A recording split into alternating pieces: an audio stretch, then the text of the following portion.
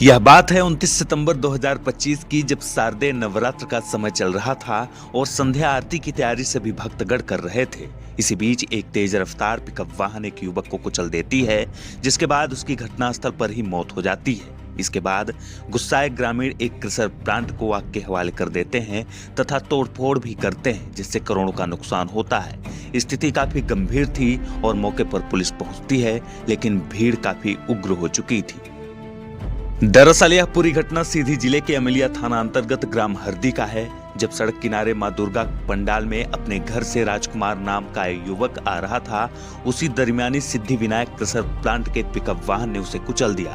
घटनास्थल पर ही अमिलिया पुलिस पहुंचती है, परंतु गुस्साई भीड़ ने पुलिस से ही मारपीट शुरू कर देती है। इस भिड़ंत में रामायण मिश्रा नाम के एक सैनिक को काफी चोट आई थी। इसके बाद बहरी थाना, कमरजी थाना और चुरहर थाना से पुलिस बल मंगाया जाता है। इसके बाद स्थिति नियंत्रित होती है। वहीं रामायण मिश्रा को काफी चोट आने की वजह से पहले उन्हें प्राथमिक स्वास्थ्य केंद्र अमिलिया में उपचार के लिए भर्ती कराया जाता है और फिर रीवा रेफर कर दिया जाता है, लेकिन पुलिस ने इस घटना को छिपा दिया है। पुलिस कर्मी भी घायल हुए हैं सर? नहीं ऐसा नहीं। सर रामायण मिश्रा और कुछ घायल होने की सर मतलब पुष्टि हुई? नहीं ऐसा कुछ नहीं। हाँ, 29 सितंबर को हमारे अस्पताल में पुलिस के द्वारा रामायण मिश्रा जी को लाया गया था। अब उनको कैसी चोट लगी, कहाँ लगी, वो मुझे जानकारी नहीं है।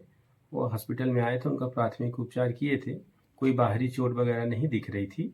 और इसके बाद उसे हम अपने प्राथमिक उपचार के बाद पुलिस के द्वारा अन्यत्र कहीं ले गया था, वो मुझे नहीं जानकारी है कहाँ। इस पूरे घटनाक्रम में अमिलिया थाना में 15 से 16 आरोपियों के खिलाफ बीएनएस की कुल 13 धाराओं के तहत मामला पंजीबद्ध कर लिया जाता है और 2 आरोपियों को अभी तक में पुलिस ने गिरफ्तार कर जेल का रास्ता दिखा दिया है। इस पूरे घटनाक्रम में सबसे दिलचस्प बात यह रही कि आरोपी रामजी उर्फ पंडा, पिता रामपाल पटेल, उम्र 35 वर्ष, निवासी ग्राम हरदी मुड़ा पहाड़ पर भेष बदलकर पुजारी का काम करने लगा था।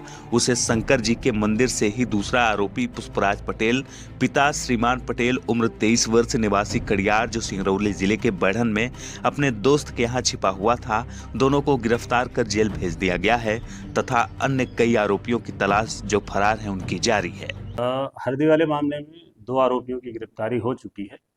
बाकी 13 से 14 आरोपी अभी फरार हैं। कुछ अन्य लोग भी फरार हैं, जिनकी पता तलाश कर रहे हैं, उनकी संपत्ति की जानकारी लिए हैं और जिनकी संपत्ति की जानकारी है उनमें भी विधि अनुसार कुर्की व अन्य कार्रवाई करवाएंगे। कैसे उनको पकड़ा आप लोगों ने? उसमें 2 आरोपी गिरफ्तार हुए हैं। एक आरोपी को सिंगरौली से पकड़ा गया था और उसके बाद करीब 1 महीने पहले एक दूसरा आरोपी मिला था। पहला आरोपी जो था वो भी यहाँ से भाग के गया था और वहाँ पे किसी लड़के के साथ चोरी छिपी रह रहा था। दूसरा आरोपी यही एक मंदिर में पूजा पाठ का काम करते थे, काफ़ी दाढ़ी मूछ रखे हुए थे और जब हम उनको पकड़ा तो पूरा चेहरा छुपा के, मतलब कहना चाहिए कि दाढ़ी उड़ी सब बनवा के दूसरे गेटअप में, दूसरे उसमें मुझे मिले। हाँ, जिसको हम भी पहचान नहीं पाए थे, लेकिन फिर भी हमने पता तलाश करके और वेरीफाई करके और दूसरे आरोपी की भी गिरफ्तारी की है। बाकी की भी तलाश चल रही है।